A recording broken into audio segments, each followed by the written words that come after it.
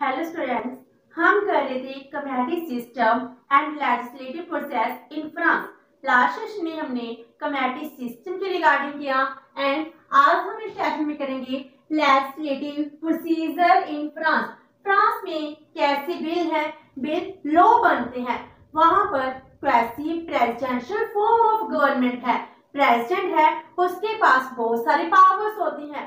Parliament है, parliament executive के compare बहुत ही कम पावरफुल है, लेकिन एक बिल को लॉ बनाने के लिए लेजिस्लेटिव मींस पार्लियामेंट से पास होना जरूरी है।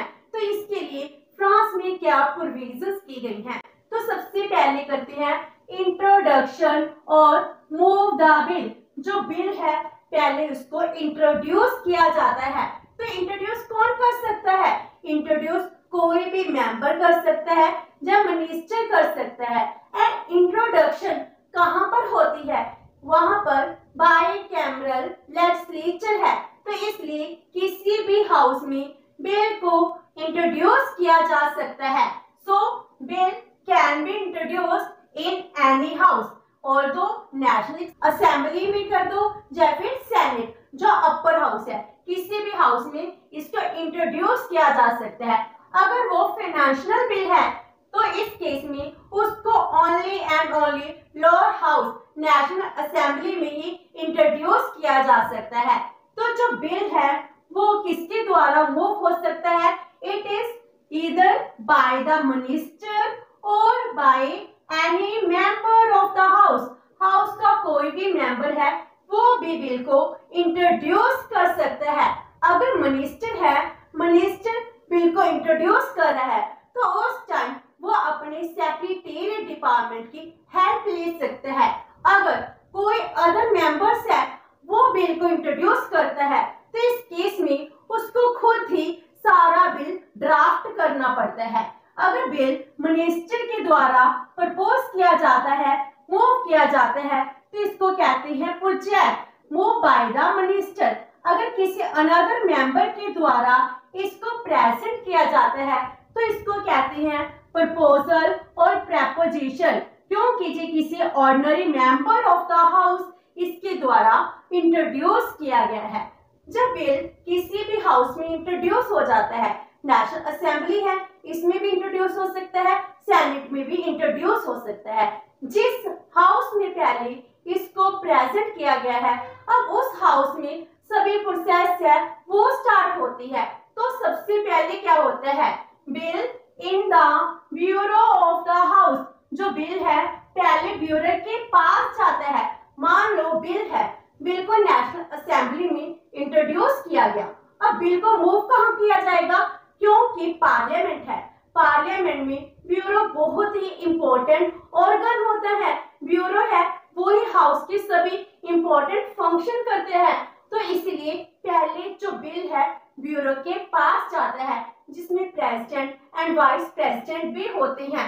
तो bill immediately send to the bureau of the house in which it originated, जिसमें इसको ओरिजिनेट किया गया था उसी ब्यूरो के पास जाएगा। क्योंकि जो ब्यूरो है नेशनल असेंबली का अपना ब्यूरो है एंड सेनेट का अपना डिफरेंट ब्यूरो है।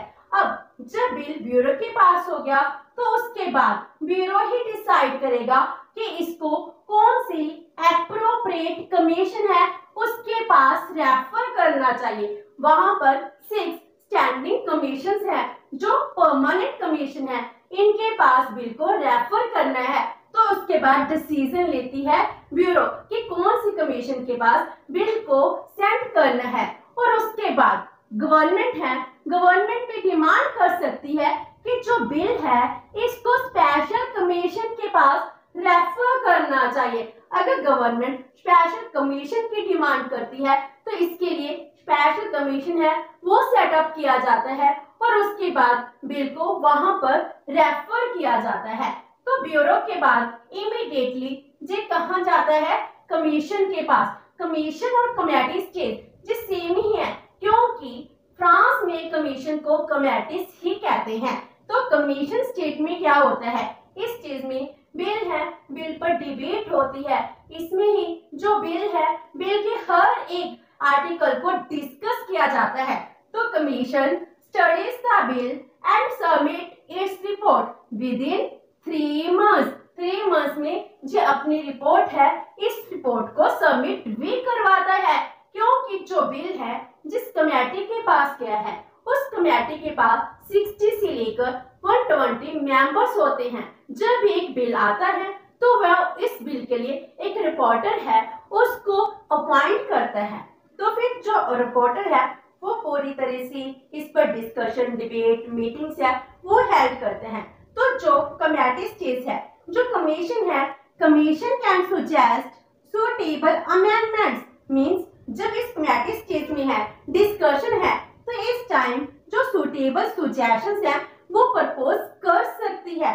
अगर इसके लिए कमीशन को जो इकोनॉमिक एंड सोशल काउंसिल है इससे एडवाइस लेनी पड़े तो इससे एडवाइस भी ले सकती है। तो इस तरह वो एडवाइस लेने के बाद अपनी रिपोर्ट है हाउस को देती है। और जो कमीशन है इसके पास ये पावर नहीं है जे बिल को रिजेक्ट कर सके। जैसे अमेरिका में है, अमेरिका में कमीशन है वो बहुत सारे बिल्स को रिजेक्ट कर देती है, लेकिन फ्रांस में ये पावर हाउस को दी गई है। हाउस ही सब कुछ डिटरमिन करता है, कमीशन बिल को रिजेक्ट नहीं कर सकती। जो अमेंडमेंट है उनको सजेस्ट कर सकती है, मानना या ना मानना वो हाउस की अपनी मर्जी होती है। तो उसके बाद जो अपनी रिपोर्ट है वो तैयार करती है। रिपोर्ट तैयार करने के बाद बिल को वापस हाउस में भेजा जाता है। So bill come back to the house. अब जिस हाउस के कमीशन के पास था उसने अपनी रिपोर्ट तैयार की और रिपोर्ट के साथ बिल को वापस हाउस में सेंड कर दिया। अब इसके बाद क्या होता है, बिल की रिपोर्ट देखी जाती है, उसके बाद हाउस ने खुद डिसाइड करना है कि बिल पर डिबेट होनी चाहिए या नहीं होनी चाहिए, बिल को पास करना है या बिल को रिजेक्ट करना है। So it depends on the house to pass the bill or kill the bill. Bill को पास करे या किल करे, ये सिर्फ एंड सिर्फ हाउस का अपनी पावर है, इसका अपना डिसीजन है। अगर इसने इस बिल को पास करना है तो जनरल डिस्कशन है हाउस में वो स्टार्ट हो जाती है, जिसमें आर्टिकल वाइज डिबेट स्टार्ट होती है। अगर ऑपोजिशन पार्टी है वो कुछ अमेंडमेंट देना चाहती है, वो अमेंडमेंट है इसलिए टाइम हो जाती है, तो इसको फर्स्ट रीडिंग कहा जाता है। तो इसमें फर्स्ट रीडिंग होती है एंड जो ऑपोजिशन पार्टी है वो अमेंडमेंट लेकर आती है। वो अमेंडमेंट ऐड हो भी सकती है या नहीं हो सकती।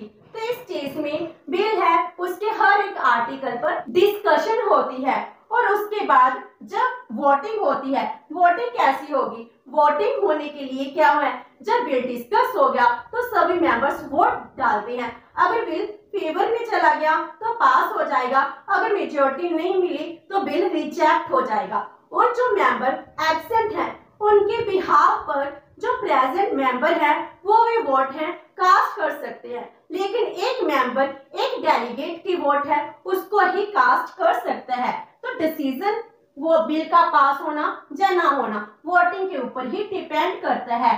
तो जो प्रेजेंट मेंबर्स हैं can could cast the vote of the absent member. इस तरह जो बिल है अगर एक हाउस में पास हो जाता है उसके बाद ये सेकंड हाउस में जाता है। तो जो प्रोसेस होगी, जिस प्रोसेस के थ्रू बिल है एक हाउस में पूरी तरह से पास।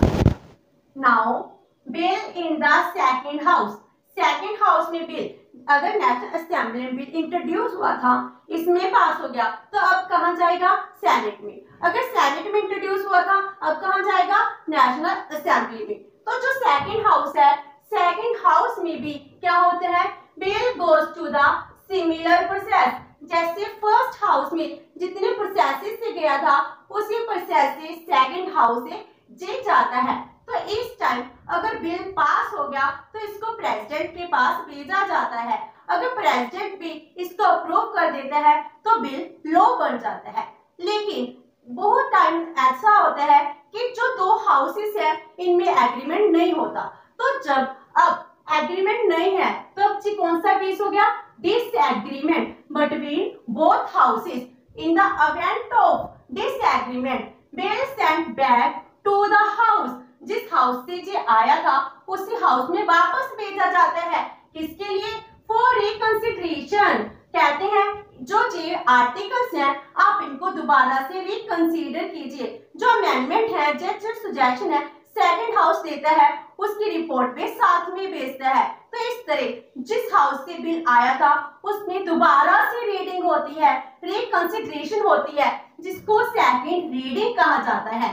तो इस तरह डिसएग्रीमेंट की कंडीशन में बिल दोबारा से ओरिजिनेटेड हाउस में चला जाता है। अगर मान लो उसके बाद भी बिल पास नहीं होता, डिसएग्रीमेंट है वो पहले की तरह ही बना रहता है और बिल अर्जेंट हो, तो इस केस में प्राइम मिनिस्टर है वो डिमांड करते हैं कॉन्फ्रेंस कमेटी की। कॉन्फ्रेंस कमेटी क्या है? जिसमें दोनों हाउसेस हैं आपस में मिलते हैं, मिलकर कॉन्फ्रेंस करते हैं और जो अपने अपने डिस्प्यूट्स, जो अपने अपने डिसएग्रीमेंट हैं इनको सॉल्व करने की बात होती है। तो prime minister has right to demand the meeting of the conference committee, जिसमें दोनों हाउसेस हैं इनके इक्वल मेंबर्स होते हैं। जितने मेंबर्स नेशनल असेंबली के हैं उतने ही मेंबर्स सेनेट के भी हैं। एंड इस टाइम जो प्राइम मिनिस्टर है he submitted the resolution, means conference committee को एक रेजोल्यूशन देता है जिस पर डिस्कशन होती है कि हमको अपने अपने डिस्प्यूट को कैसे रिजॉल्व करना है। तो कॉन्फ्रेंस कमेटी है जो रेजोल्यूशन की बात करती है, अब एग्रीमेंट के लिए बात कर रही है, उसके बाद अपनी अपनी रिपोर्ट तैयार करती है। वो रिपोर्ट अपने अपने हाउस में प्रेजेंट की जाती है। अगर उस पर डिस्कशन हो, हाउस इसको मान लेते हैं तो बिल पास हो जाता है। लेकिन हो सकता है इस टाइम भी जो एग्रीमेंट है वो ना हो पाए, तो क्या होगा?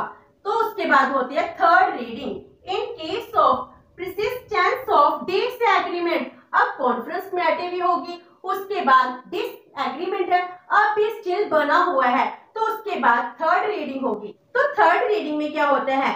जो रिपोर्ट है कॉन्फ्रेंस कमेटी की, जी रिपोर्ट को जो दो हाउसेस हैं कोई भी हाउस इनको एक्सेप्ट नहीं कर रहा, इस केस में डिसएग्रीमेंट दोबारा से हो गया, क्योंकि एक कमेटी जाती है, कमेटी जाकर एग्रीमेंट करके आती है, रिपोर्ट तैयार होती है, लेकिन हाउस है उस पर एग्री नहीं हो रहा।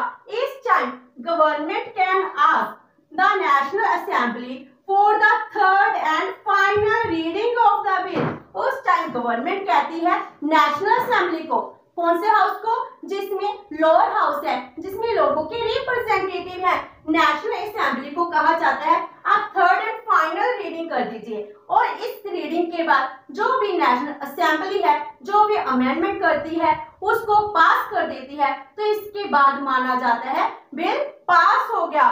तो bill pass without concurrence of the senate, senate की अप्रूवल भी नहीं ली और बिल पास हो गया, जिसमें नेशनल असेंबली है इंपॉर्टेंट रोल प्ले कर रही है। इसीलिए national assembly and senate although इनको इक्वल पावर्स दी गई हैं, लेकिन नेशनल असेंबली है ज्यादा पावरफुल है।